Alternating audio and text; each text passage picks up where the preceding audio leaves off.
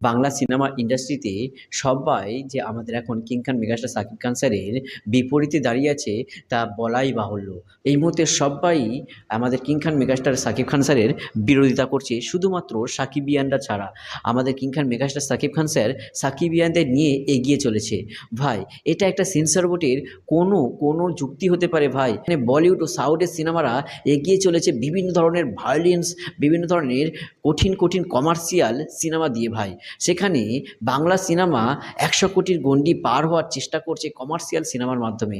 হ্যাঁ, হতে পারে এতে একটু ভায়োলেন্স আছে, কিন্তু ভায়োলেন্স বর্তমান যুগে ভায়োলেন্স ছাড়া কিন্তু সিনেমা চলে না।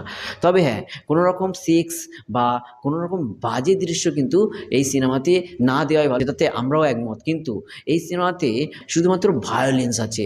তবে এই সিনেমা পরিবার নিয়ে দেখা যায়। সো এটা কি ভাই, সেন্সর বোর্ডের তরফ থেকে এটা কি চলছে?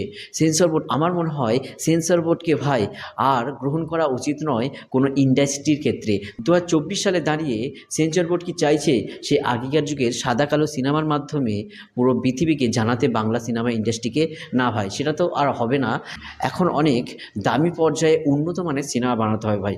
আর সেটা এগিয়ে নিয়ে যাচ্ছে আমাদের কিং খান মেগাস্টার শাকিব খান স্যার। কেন আপনাদের ফর্সা পড়ছে ভাই? আমরা সাকিবিয়ানরা এগিয়ে যাব ভাই।